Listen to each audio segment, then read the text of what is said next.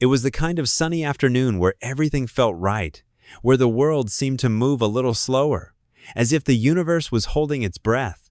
The streets of Charleston were lined with charming cafes, boutique stores, and antique shops, all giving off a cozy, welcoming vibe. But that day, inside a small bridal shop on King Street, things were anything but welcoming. Maya Thompson, a woman in her late 20s with an infectious smile and a sharp sense of style, had walked into Ever After Bridal with nothing but excitement in her heart. She had been planning her wedding for months, carefully picking out every detail to make the day unforgettable. The shop, nestled between a couple of high-end restaurants, promised an experience that would match the elegance of her dream wedding. Maya had heard nothing but good things about the place. As she stepped through the door, a quiet jingle of the bell echoed through the boutique. The sales assistant behind the counter, a young woman with a forced smile, glanced up, then quickly looked away. Maya didn't think much of it. She had dealt with nervous salespeople before. She had come to try on her dream dress and ivory lace gown she had seen in a magazine, one she imagined herself walking down the aisle in. She was led to a dressing room by another assistant, a woman with blonde hair and a fake, almost robotic cheerfulness in her voice. "This will be the perfect dress for you," she said as Maya slipped into the gown. The excitement was palpable. Maya admired herself in the mirror. The dress was everything she had hoped, elegant, graceful, and timeless. But the joy was short-lived. The atmosphere in the shop had shifted. Maya noticed the assistant's eyes flicking nervously between each other. It wasn't until the store manager, a middle-aged woman with slick-back hair and an icy demeanor, appeared that Maya started to feel something wasn't right. "You're not supposed to try on this dress," the manager said, her tone stern. Maya blinked, confused. "I'm sorry, what do you mean? I thought this was the one." "You shouldn't have picked it out. We don't have your size," the manager replied dismissively. Maya felt a pang of disbelief. She had checked the store's website and made an appointment weeks ago. But before she could say anything, the manager's voice rose, her impatience clear. "I'm going to have to ask you to leave," she said coldly, as if she was addressing a nuisance rather than a customer. Maya's heart sank. "Excuse me?" she asked, trying to keep her voice steady. "You're causing a disturbance," the manager said, her eyes narrowed in disdain. "I'll have to ask you to leave the store immediately." Without any warning, two assistants began guiding Maya towards the door. She felt like she was in a dream, a bad one, where she was being treated like an outsider, unwanted and unworthy. She couldn't believe it. The door swung open, and before she knew it, she was unceremoniously shoved out onto the sidewalk. Maya stood frozen for a moment, her breath catching in her throat. She didn't know whether to cry, scream, or just walk away. She had come here with high hopes, with a vision of finding the perfect dress for her wedding. Instead, she had been humiliated, tossed out like a stranger, an unwelcome presence. But Maya wasn't the kind of woman to take things lying down. As the minutes ticked by, she gathered her composure.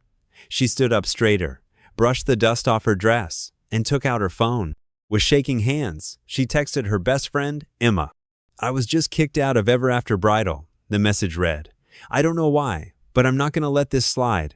As she typed, a sleek black SUV pulled up to the curb. Maya's eyes flicked up. The tinted windows rolled down, revealing a familiar face. It was Marcus, her cousin and a lawyer, who had been following her story closely.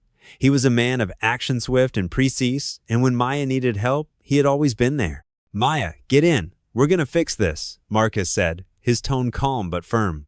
She didn't hesitate.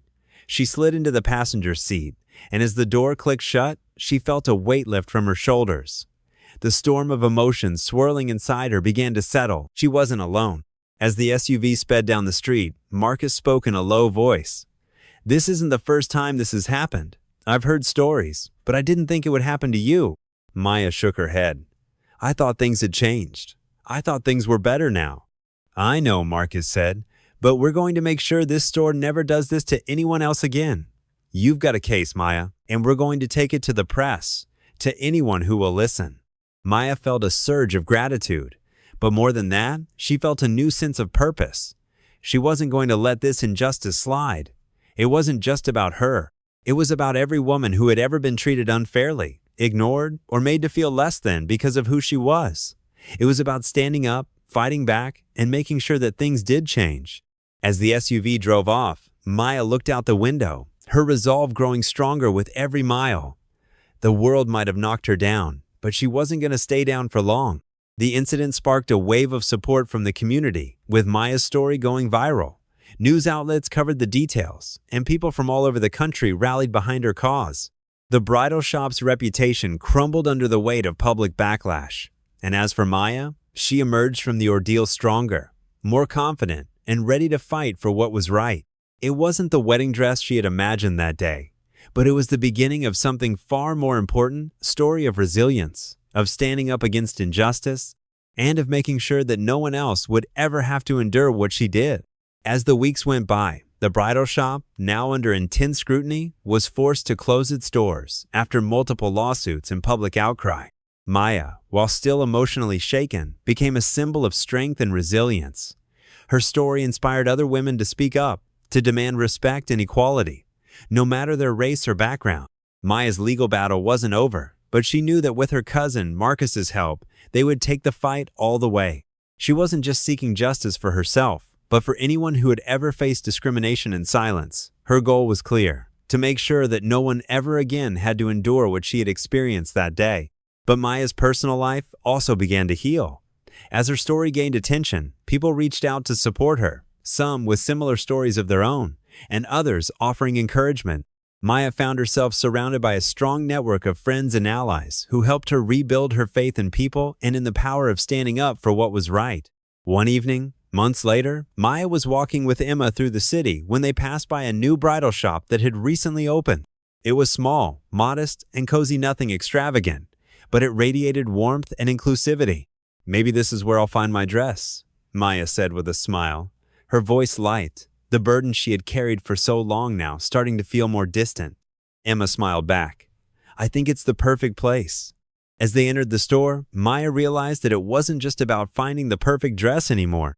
It was about taking control of her narrative, reclaiming the joy she deserved, and knowing that she had made a difference to not just in her life, but in the lives of many others. And so, Maya found her dress not just in fabric, but in the strength of her own journey. The dress was beautiful, but it was nothing compared to the woman who wore it.